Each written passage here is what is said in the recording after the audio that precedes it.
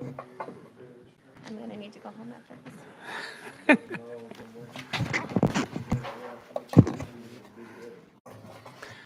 All right, let's see here.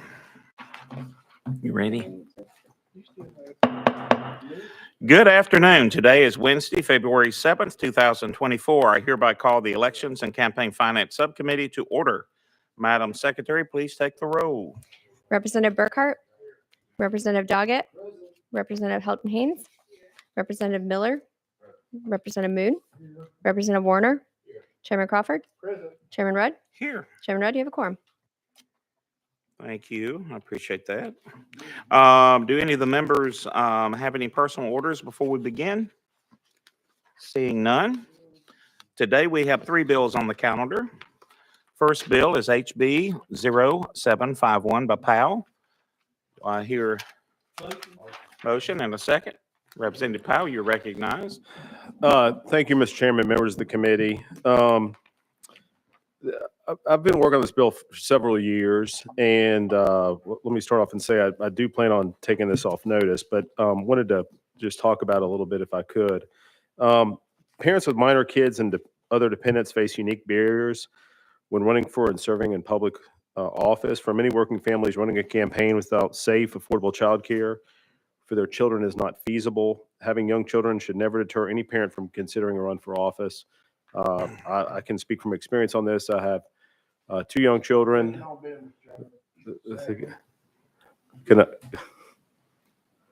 We had speakers, and we want to let the speakers speak, or we have a question second on the bill. Do we allow him to finish speaking, or no? All right. I guess continue speaking. They've called a motion and second on the bill. We're going to have to vote on it. Continue to your. Well, just one quick, I know there were some folks here that just wanted to say something on the bill. I was hoping they could just. Yeah, okay. I do. All right. If we could, Mr. Chairman, just wanted to hear the registries here to talk about. Hold it. Thank you, Mr. Chairman. I withdraw my motion. I'm sorry. I didn't realize he had people here to speak on the bill. All right, motion's been withdrawn, so we can have people speak on the bill. If you no objections, we'll go out of session and have 2 speakers that have asked to speak on the bill, which is Mr. Lance Frizzell. Go out of session, Mr. Lance Frizzell and Lauren Toppin of the Bureau of Elections and Campaign Finance.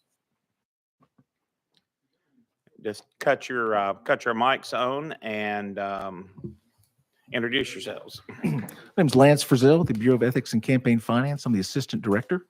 Hi, I'm Lauren Topping, General Counsel for the Bureau of Ethics and Campaign Finance. I guess whoever wants to speak first. Yeah, go ahead. Yeah, so just kind of wanted to make clear that we, as we read current law, the current law already allows for candidates and for lawmakers to pay for child care expenses and dependent care expenses associated with campaign duties or with legislative duties. The kind of caveat there is that it would not go so far as to apply to regular daycare duties that would be incurred regardless of your legislative or campaign activities. But for anything that is needed as a direct result of a campaign activity or a legislative activity, then you would be able to pay for dependent or child care out of campaign funds. What defines campaign activity? Like if you're in session, you're not campaigning, or if you're going to an event when you are, is it year round or? Yes, sir. It would be year round. So if it is a campaign event, so if you're out, working on your reelection campaign, then we're not going to really question that. So that would be allowable. If you've got to be at a legislative event, that would be an office holder expense in that scenario. But yes, it would be year round. Now, what about campaign workers? If you have campaign workers that are workers, volunteers are paid that are going door to door for you, do you offer that service to them? I believe that would be up to you to decide whether or not you wanted to pay for them to have daycare or child care services out of your campaign funds. At that point, we would not consider that personal to you, but that is the kind of the line we're trying to draw, is what is personal use of campaign funds for a candidate and what is not. the position we've taken is that day-to-day childcare expenses like daycare would be a personal expense, whereas, an afternoon or an evening because you had a campaign event would not be. How about, like I said, how about like if you're you're at a session, you're campaigning on a weekend, you've got 10 workers and 5 of them have children. Can the campaign pay for those children to be watched while they're going door to door for you? Yes, I believe they could. Okay, need to clarify that. So is there any, who's first? Representative Warner. Yeah, I think my question got answered there, but just to reassure, if I'm, whether it's campaign, say we're in a session and I wanted somebody out knocking doors, getting started early in the election cycle, while I'm down here working, I can pay for a sitter for a door knocker with I mean, I campaign think funds. we would consider that to be part of your overall compensation to that door knocker, that person that was doing that. And if you wanted to do that, yes, you could. The question really becomes, is that a fair market value compensation for the service that they're providing? I mean, I think you could argue in certain circumstances that it would be, but you could obviously get to a point where you would be well above fair market, and that would be a problem. Thank you. Who was Chairman Doggett? Thank you, Mr. Chairman. Is there a cap to the amount that you could pay someone for the child care? We would argue it needs to be fair market value, but no, there's not an explicit cap. Because I have 4 children and they're on a list. It must be going around with local babysitters. So every time we have to get another one, the price always goes up on them. So I was just Yes, sir. I curious understand. about that. And is there an age limit on the children that you're? No, sir. No, there would be no age limit. We would argue as long as it's fair market value. And if that's what you have to spend in order to get a babysitter, then that is fair market value. One more question, Mr. Chairman. Yes. If you had, and being all seriousness, if you had maybe an elderly mother or father or somebody or an older sibling that may have had some type of disability or impairment and they lived with you in the home, and would this also cover? Yes, we would consider that to be dependent care. And yes, it would apply as well. Okay, very good. Thank you. The importance of Chairman record, Moon. Thank you. I'm sorry. I was just going to say the importance of record keeping is paramount here, where if you were drawn in a statutory audit or a complaint was filed against you, you'd have the records to back up, yes, indeed, this is what that money was used for. And providing your records that you can find some type of notes or proof that you were actually Yes, sir. conducting a campaign activity during that period. Yes, sir. That's correct. Chairman Moon. Thank you, Mr. Chairman. What would be the 1099? What's the trigger there to file 1099 miscellaneous income for that door knocker that you're paying their child care? I know that's outside the state, but that's it's outside my purview. I couldn't give you a solid answer on that. I don't know. Mr. Chairman. Yes. But there is a threshold where you pay a campaign worker. At one time, it was $400. I don't know what it is now, but be aware there's a reporting for income tax purposes to that volunteer that you're providing these payments. Yes, I want to say it's in the realm of about $2,000 to $2,500, but I don't know exactly what the number is. Any other questions? While we're out of session, do any of you have any more to say on the subject or? I would just add, while it's not explicitly stated that this is our position in statute, statute doesn't specifically lay this out. This is our position based on the totality of reading all the statutes that we have together. So when we spoke with the Senate committee yesterday, they had asked if we would be willing to put this on our website so that it would be clear, and we've agreed to that. So we will be doing that, and it'll be made publicly available for candidates of what we think our position is and kind of some guidelines as to how to address the issues that y'all have raised today. So I think it's fair to say that currently, based on the current staff, that it's your opinion that could change with a new staff or a new director. Okay. Yes, sir. Yes, So, sir. because it's not actually Right. It's specific in statute. That's correct. All right. Any other questions? Seeing none, thank you for testifying. We'll go back into regular session. Thank you. We're back into session and we are back in order. And if I could, Mr. Chairman, I'll just be very brief. And I appreciate Chairman Doggett, your question, because that I also had people ask me about that, about dependent care for, if someone's taking care of a parent or an older sibling. Committee, I appreciate, again, continue to work on this. The goal really here is for the candidates who might need childcare to allow them to greater access to be able to run for office and serve. And so that's the true intent. I just want to add one last thing is on the federal level, we've seen this passed and this legislation that's carried forth in other states.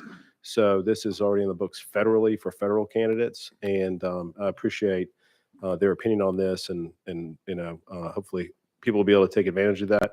But not to be duplicative, I don't think it's necessary to move this bill forward given what we've heard today. So, Mr. Chairman, with your approval, I will like to take this bill off notice. Do I hear any objections from the committee? Seeing none, we'll take the bill off notice. Thank you. We will move on to item, as soon as I can get my fingers on my paper here, we'll move on to item number 2.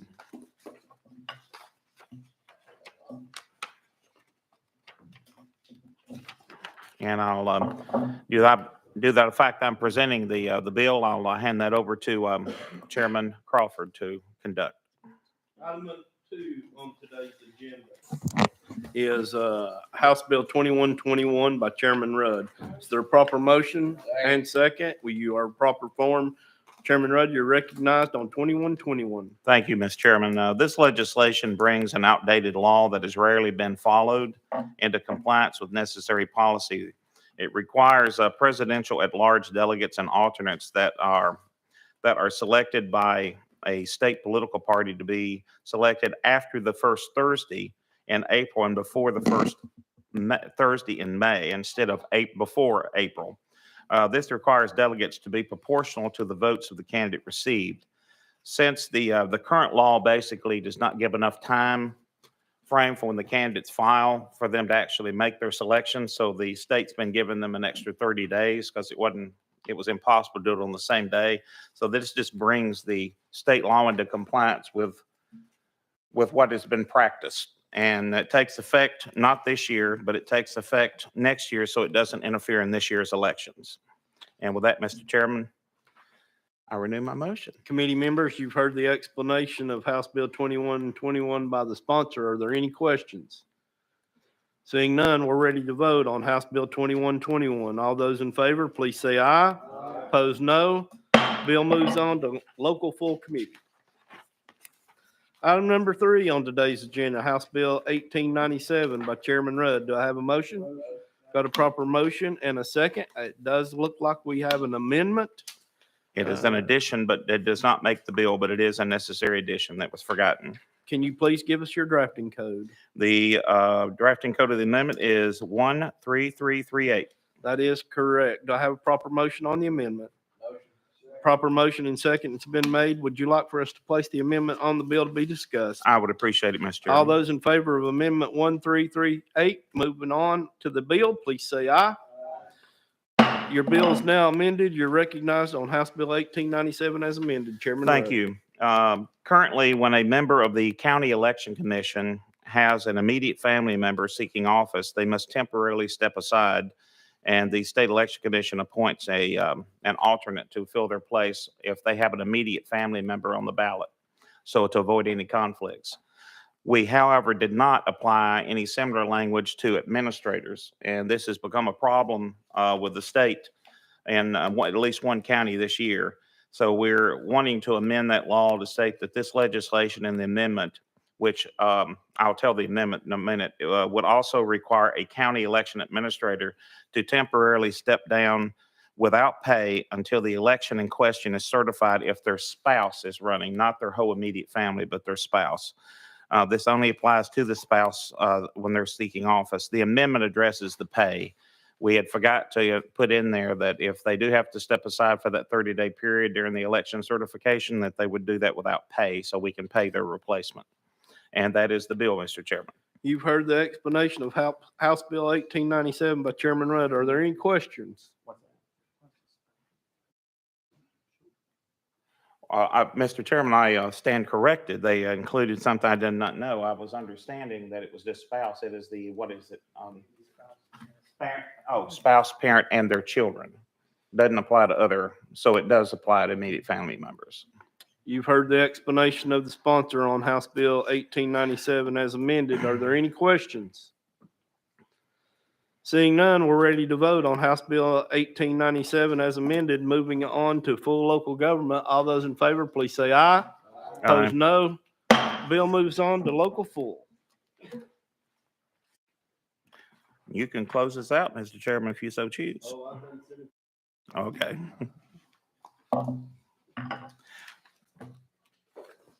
Let's see, before we close, any of the members, that concludes our business. Do any of the members have any announcements or personal orders? Seeing none. With that, I'll entertain a motion to adjourn. So moved. We are adjourned.